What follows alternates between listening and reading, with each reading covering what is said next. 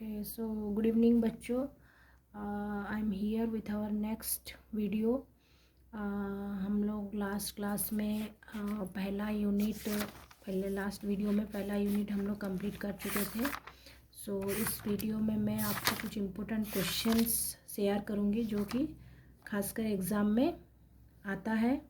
Okay, so I will tell you some questions and also the answers, how to answer them. ठीक है, तो इसमें से देखिए बच्चों, पहला जो हमारा टॉपिक था वो टॉपिक था करिकुलम. हम लोग पढ़े थे व्हाट इज़ करिकुलम. ओके, सो हम लोग का क्वेश्चंस आ सकता है करिकुलम क्या है. Okay, so how to define curriculum. Curriculum के बारे में डिफाइन करना है. Then write the meaning and objectives of curriculum.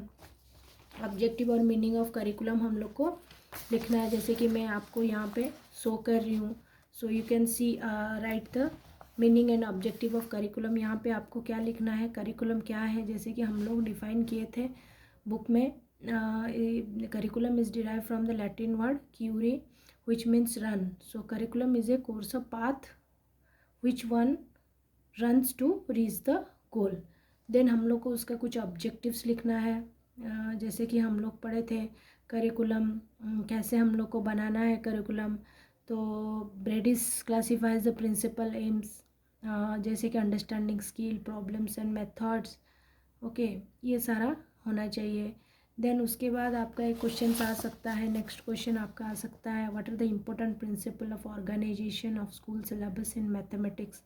तो हम लोग ऐसे ये टॉपिक ये क्वेश्चन का आंसर हम लोग को मिल जाएगा. जैसे कि हम लोग देखे थे टाइप्स ऑफ अरेंजमेंट हम लोग देखे थे. तो यहाँ पे जो क्वेश्चन है इसमें से हम लोग देखे थे the types of objective, aims and objective. तो यहाँ से हम लोग लिख सकते हैं what are the aims and objectives, ये क्वेश्चन है. देन हम लोग देख सकते हैं नेक्स्ट क्वेश्चन हमारा, जैसे कि आप लोग का नेक्स्ट क्वेश्चन था अप्रोचेस एंड करिकुलम ऑर्गेनाइजेशन. तो इसका क्वेश्चन कैसे आ सकता है, what are the important principle for organisation of school syllabus in mathematics. Okay, तो आई होप क्वेश्चन आपको समझ में आया होगा. सो मैं फिर से रिपीट कर रही हूँ, what are the important principles of organisation of school syllabus in mathematics. Okay, so discuss, ये ऐसा टाइप का क्वेश्चन आ सकता है. तो इस क्वेश्चन के लिए आप लोग को ये सारा पॉइंट्स आप लोग को लिखना है. The following are the principle for this purpose, जैसे कि principle of logical and psychological order, principle of activity, principle of difficulty, principle of correlation, principle of topical arrangement, principle of concentric arrangement, principle of spiral arrangement. Okay, so this type of question can come, that is what are the important principle for organisation of a curriculum of mathematics और for organization of school syllabus in mathematics. तो ये question आपका आ सकता है. Okay, so next हम लोग जाते हैं, हमारा नेक्स्ट क्वेश्चन आ सकता है जैसे कि उसके बाद हम लोग पढ़े थे basically what is the recommendation. हम लोग का इसके बाद है. देन इस टॉपिक के बाद आ सकता है okay, what are the recommendation of NCF 2005 and ASAPSCF 2011. ये इंपॉर्टेंट क्वेश्चन है, रिकमेंडेशन में आ सकता है. what are the recommendation of APSCF and NCF. Okay, उसमें आपको लिखना है क्या क्या रिकमेंडेशन है. जैसे कि NCF में हम लोग का रिकमेंडेशन क्या था, mathematics taught in the school should be important in the sense that teacher and student should feel that. Okay, जैसे हम लोग देख ले रहे हैं यहाँ पे हम लोग का ये सारा पॉइंट्स आपका बुक में दिया गया है, इसमें से आप पॉइंट्स लिख सकते हैं रिकमेंडेशन ऑफ एनसीएफ में. देन रिकमेंडेशन ऑफ एपीएससीएफ में आप इस पॉइंट्स को लिख सकते हैं, जैसे understanding, then developing skill related to number and space, important should be given to logical proof, geometry and trigonometry should be completely understand. ये सारा पॉइंट आप रिकमेंडेशन में लिख सकते हैं. बेसिकली 2 रिकमेंडेशन यहाँ से आ सकता है, 2 टाइप का, एक APSCF और एक NCF 2005. Okay, so this is our third question. Then the fourth question में come from what is the difference between curriculum and syllabus, या फिर सिलेबस के बारे में कुछ एक्सप्लेनेशन आ सकता है. What is the difference between curriculum and syllabus. तो अगर डिफरेंस आया तो आप लोग को क्या क्या डिफरेंस जनरली इसमें लिखना है। सो मैं आपको दिखाती हूँ। So just see this are the difference of curriculum and syllabus. तो क्या क्या डिफरेंस है। करिकुलम क्या है, it is a comprehensive and related to all subject and others then subject 2। Subject से बाहर भी करिकुलम होता है। Then syllabus, it is related to one subject. Curriculum, it relates to the total experience to the child in the school and outside the school. ये क्या है syllabus, it gives only the subject knowledge. ठीक है, ये second point of difference है.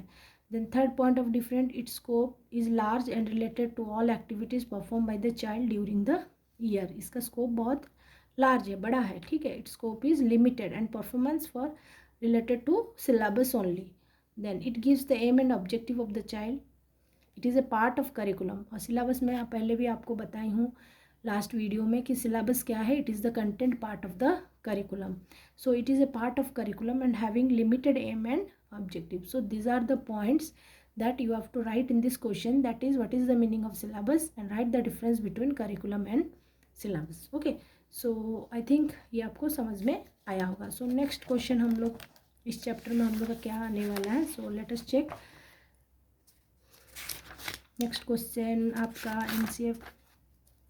Then आपका आ सकता है important concept principles process of teaching different parts of the mathematics, जैसे कि एरिथमेटिक, लेक्चर ऑफ एरिथमेटिक। उसके बाद आपका एरिथमेटिक का पढ़ने का एम्स एंड ऑब्जेक्टिव क्या है, ये सारा आ सकता है। या फिर ऐसे क्वेश्चंस आ सकता है discuss the important concept principle and processes from the topic of branches, जैसे कि एरिथमेटिक आ गया, अलजेब्रा, ज्योमेट्री, ट्रिग्नोमेट्री, जो हम लोग सब लास्ट वीडियो में डिस्कस किए थे, उसमें से क्वेश्चन आपका आ सकता है।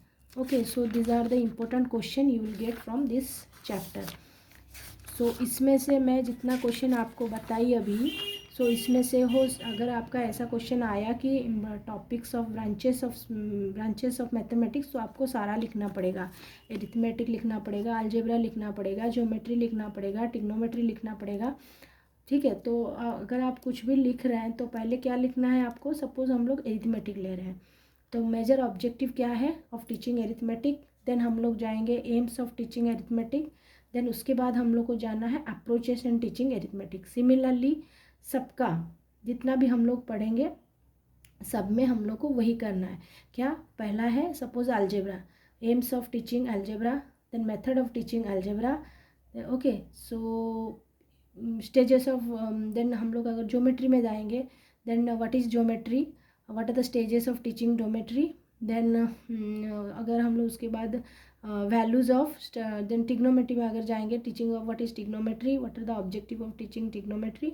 ये सारा पॉइंट्स हम लोग को लिखना है, राइट। सो जैसे कि हम लोग, मैं एक एग्जांपल आपको यहाँ पे दिखा रही हूँ। जैसे सपोज हम लोग यहाँ ले लिए हैं। So this is a question, discuss the important concept and principles of processes from the topic of branches as suppose arithmetic. Arithmetic में हम लोग को क्या लिखना है, major objective of teaching arithmetic. तो एरिथमेटिक हम लोग क्यों पढ़ते हैं। Okay, to lay the foundation of understanding of higher mathematics. Okay, to make dependable estimate and approximate.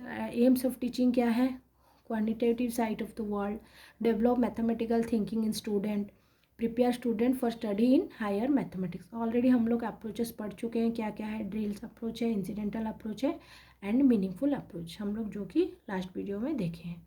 ठीक है, सो सिमिलरली हम अगर अलजेब्रा में जाएंगे, so what is the required of teaching algebra, then aims of teaching algebra, then methods of teaching algebra. So ये सारा points आपका आ सकता है। ओके, सो आई होप आप लोग को क्वेश्चंस समझ में आया होगा। So these are the important question that we are going to get in this particular unit. Okay, तो अगर हम लोग इसके बैक साइड में भी कुछ क्वेश्चंस हैं, अगर हम लोग उसको देखेंगे तो I think same things are there. Define curriculum, what are the principle of curriculum construction, then approaches of curriculum construction, distinguish between topic and topical and concentric approach of curriculum, what are the recommendation of NCF 2005, what are the recommendation of APSCF 2011.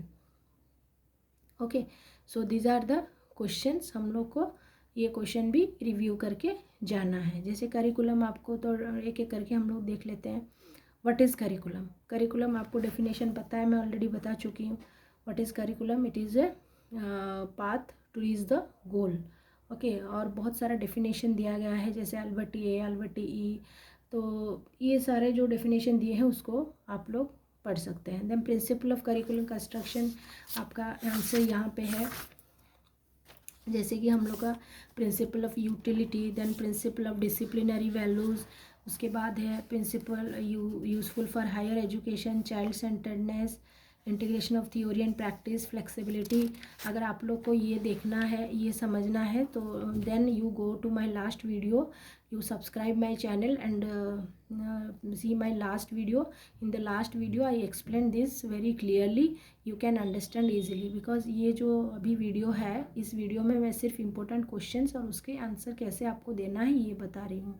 अगर आपको content के बारे में जानना है, then you go and watch my last video. Okay, so this is a request, there is a request for this question formation video. So इसलिए मैं ये क्वेश्चन फॉर्मेशन वीडियो पहला यूनिट के ख़त्म होते ही बना ली, बिकॉज बच्चे उस हिसाब से प्रिपेयर करेंगे. सो आप लोग के रिक्वेस्ट से ही मैं ये वीडियो बनाई हूँ, जिसमें आप लोग को क्वेश्चंस के बारे में आइडिया आ जाएगा कि इस चैप्टर, इस यूनिट से क्या क्या क्वेश्चन आने वाला है. ओके, सो आप लोग सोचते होंगे कि मैं सिर्फ क्वेश्चन एंड पॉइंट्स बता दे रही हूँ, कहाँ आंसर्स है, बिकॉज हम लोग लास्ट वीडियो में ऑलरेडी ये पढ़ चुके हैं. Okay, so if you want, then you can watch my last video and you can find the content of this chapter. Okay, so then हम लोग अगर मूव करेंगे नेक्स्ट क्वेश्चन में, write about the approaches of curriculum construction. तो अभी हम लोग देखेंगे what are the approaches of curriculum construction, curriculum organization, logical and psychological order, then principle of activity, criterion of difficulty, principle of correlation, topical arrangement, concentric arrangement, spiral arrangement. ये सारा points आपको लिखना है. इसको मैं अच्छी तरह से आप मेरे लास्ट वीडियो में आपको बताई हूँ. राइट, सो नेक्स्ट क्वेश्चन आपका है distinguish between topic and concentric approach of curriculum construction. तो हम लोग इसको कल भी पढ़ लिए हैं. तो बेसिकली क्या डिफरेंस है टॉपिक एंड कंसेंट्रिक अप्रोच में, ये आपका यहाँ पे मिल जाएगा आंसर. टॉपिकल अरेंजमेंट होता है एक्चुअली जब हम लोग कुछ भी यूनिट को एट ए टाइम कंप्लीट करते हैं. ओके, तो एक यूनिट को एक एट ए टाइम हम लोग कंप्लीट करते हैं. बट कंसेंट्रिक अरेंजमेंट में हम लोग क्या करते हैं, उसको सब यूनिट्स में डिवाइड करते हैं, उसके बाद हम उसको कंप्लीट करते हैं. You can find the answers here. Okay, if not then you can watch my last video. Then उसके बाद है what are the recommendation of NCF 2005 and mathematics education. ये डायरेक्ट आपका आंसर यहाँ पे दिया गया है. You have to pick some points from here and you have to write for NCF 2005 and for APSCF you have to pick some point from here and you have to explain this. Okay, so ये हम आप आज discuss किए total हमारा important question जो कि unit 1 में आ रहा है, that is our mathematics curriculum में. Okay, so in the next video I am going to teach you about the language and aesthetic sense of mathematics. तो आप लोग काइंडली लाइक एंड सब्सक्राइब कीजिए, ताकि मेरा नेक्स्ट वीडियो जब भी आएगा और बहुत जल्दी आएगा तब आप लोग इजीली यूनिट 2 समझ पाएंगे. सो इससे पहले मैं आपको रिक्वेस्ट कर रही हूँ कि जो जो क्वेश्चंस मैं आपको अभी बताई, so all of you go ahead and do these questions, and if you want the answers then you can watch my last video where the content of these questions and the questions that I told you are explained properly. Okay, so I hope आप लोग को question कैसा आएगा, question इस unit में समझ में आया होगा, और मुझे लग रहा है कि ये वीडियो भी आपके लिए फ्रूटफुल होने वाला है. Okay, so thanks for watching, and in the next video we will be starting this language and aesthetic sense of mathematics. So kindly like and subscribe so that I can share you my next video on this topic. Thank you very much. Thank you all.